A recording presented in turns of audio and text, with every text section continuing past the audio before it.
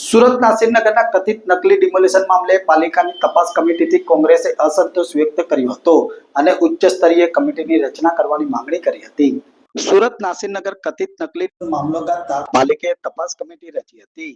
આ તપાસ કમિટીથી કોંગ્રેસે અસંતોષની લાગણી વ્યક્ત કરી હતી અને જે પાલિકાના અધિકારીઓ સામે ગંભીર આક્ષેપો છે તે જ વિભાગના અધિકારીઓની તપાસ કમિટી બનાવતા અસંતોષ દર્શાવ્યો હતો. સાથે સાથે ઉચ્ચ સ્તરીય કમિટીની રચના કરવાની માંગણી કરવામાં આવી છે. આ ડિમોલેશન કોણે કર્યું તેનો કોઈ પ્રૂફ કરવામાં આવ્યો નથી અને હાલ બનાવેલી તપાસ કમિટી માત્ર કોર્પોરેશન સુધી સીમિત હોવાથી સવાલો ઉઠાવાયા હતા. જે ડિમોલેશન સમયે પોલીસ અધિકારીઓની હાજરી હોવા છતાં પોલીસ અધિકારીઓ સામે કેમ કોઈ તપાસ નહીં, જેથી ઉચ્ચ સ્તરીય કમિટીની રચના કરી સંયુક્ત તપાસ કરાવવાની માંગ કરી હતી. નાસિરનગરના સૌથી વધુ કાચા પાકા મકાનોને તોડી સોપારી ફોડવામાં આવી હોવાના પણ કોંગ્રેસ નેતા અસદ જરીવાલાએ આક્ષેપ કર્યા હતા. જ્યારે 12 જૂને ગુજરાત કોંગ્રેસના નેતાઓ સુરતમાં નાસિરનગરના અસરગ્રસ્તોની મુલાકાત કરશે, સાથે સાથે નાસિરનગર ખાતે પ્રતિક ધરણા પણ કરશે તેવી વિગત આપી હતી. સવારે 9 થી બપોરે 2 વાગ્યા સુધી પોલીસની કામગીરી સામે પ્રતિક ધરણાનું આયોજન કરવામાં આવ્યું છે. કોંગ્રેસ નેતા અમિત ચાવડા, તુષાર ચૌધરી, આનંદ પટેલ, ઇમરાન ખેડાવાળા, જિગ્નેશ મેવાડી, અમીબેન યાજ્ઞિક હાજરી આપશે તેવી કોંગ્રેસ નેતા અસદ જરીવાલાએ માહિતી આપી હતી. છેલ્લા 12 દિવસથી અમે વારંવાર સુરત મહાનગરપાલિકાની મુલાકાતે જઈને અને વારંવાર મ્યુનિસિપલ કમિશનરને રજૂઆત કરીને એવી જ રીતે સુરત શહેર કમિશનરની ઓફિસે વારંવાર જઈને 4 વાર એમની મુલાકાતનો પ્રયત્ન કર્યો. એમના નીચેના અધિકારીઓ મળ્યા. 5મી વાર એમની સાથે મુલાકાત થઈ અને એક નાનો જ પ્રશ્ન અમે કરી રહ્યા છીએ બેઉ જણાને.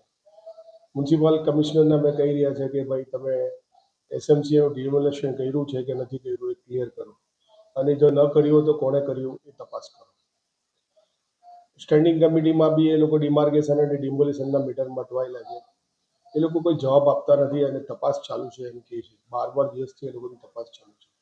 એવી જ રીતે મ્યુનિસિપલ કમિશનરને બી અમે રજૂઆત કરી કે આ એસએમસીના અધિકારીઓ એમ કહે છે કે અમે ડિમોલેશન નથી કર્યું. તો ડિમોલેશન કોણે કર્યું? તમે કોને લેટર એલોટ કર્યો? તમારી પાસે કયા વ્યક્તિએ એસએમસી અથવા કોઈ બિલ્ડરે આ ડિમોલિશન માટે માંગણી કરી છે એની સ્પષ્ટ ચોખવટ કરો. કેમ કે લેટર તમારો મળ્યો હોય તો જ એ અધિકારીઓ જે સીસીટીવી ફૂટેજ અને 150થી વધારે છોકરાઓ કે તાના અસરગ્રસ્તોએ જે રીલ ઉતારી છે એમાં દેખાઈ આવે છે અને ચોખ્ખી ફોટોગ્રાફીમાં ખબર પડે છે કે સુરત મહાનગરપાલિકાના કયા કયા અધિકારીઓ આમાં સામેલ છે. સુરત મહાનગરપાલિકાના સેન્ટ્રલ ઝોનના તો ખરા, પણ કતારગામ ઝોનના બી અધિકારીઓ છે. હવે એક વસ્તુ તમે વિચાર કરો, જે વિસ્તાર કતારગામ ઝોનમાં નોર્થ ઝોનમાં આવતો હોય ત્યાં ડિમોલિશન કરવા સેન્ટ્રલ ઝોનની ટીમ પહોંચેલી હતી. તેમ છતાં બધા પુરાવા હોવા છતાં મ્યુનિસિપલ કમિશનર કહે છે કે તપાસ ચાલુ છે, અમારી ટીમ નથી.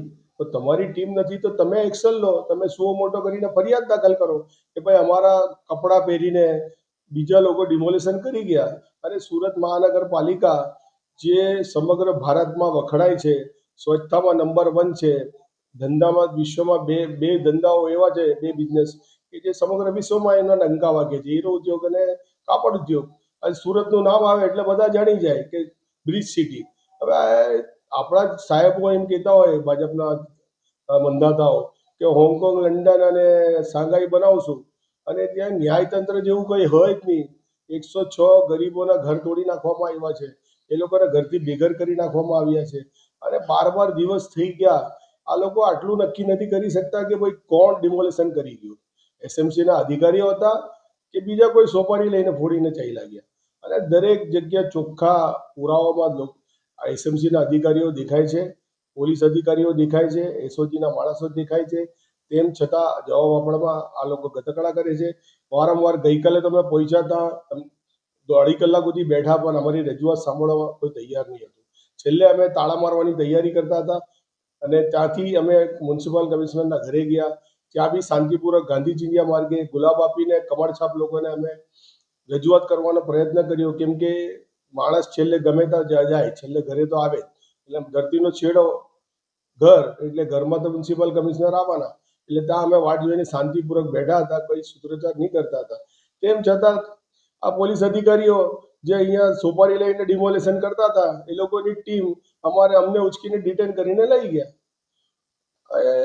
અહીંયા સુરત લેવલ પર આટલું બધું 12 દિવસ આંદોલન કરવા છતાં અમને નથી ગાંઠતા. એટલે હવે ગુજરાત પ્રદેશ કોંગ્રેસનો ડેલિગેશન, એનું પ્રતિનિધિ મંડળ 12 તારીખે સવારે 9 થી લઈને 1 વાગ્યા સુધી આ નાસિરનગર પર પ્રતિક ધરણા કરશે. અને અમારા ટોપ લેવલના જેટલા બી એમએલએસ છે, લીડર્સ છે, એટલે ગુજરાત પ્રદેશ કોંગ્રેસનું આખું પ્રતિનિધિ મંડળ ત્યાં ગાંધી ચિંધ્યા માર્ગે એક સત્યાગ્રહની શરૂઆત કરશે. અને જો આનું બી પરિણામ નહીં આવે તો અમારા એઆઈસીસીથી અમારા પ્રમુખ શ્રી મલ્લિકાર્જુન ખડગે અને અમારા જનનાયક રાહુલ ગાંધી બી આવશે. જ્યાં સુધી આ લોકો ઉચ્ચ સ્તરીય તપાસ સમિતિ નહીં નીમે અને તપાસ વ્યવસ્થિત નહીં કરે, અને જે લોકો બી આ આખા સોપારી કાંડમાં સામેલ હતા એ લોકો સામે જો એક્શન પ્લાન ના કરે, સુઓ મોટો ના કરે, એસઆઈટીની રચના ના કરે, તો આંદોલન આવી રીતે જ રસ્તા પર જશે અને આશ્ચર્યજનક પ્રોગ્રામ કોંગ્રેસ આપશે.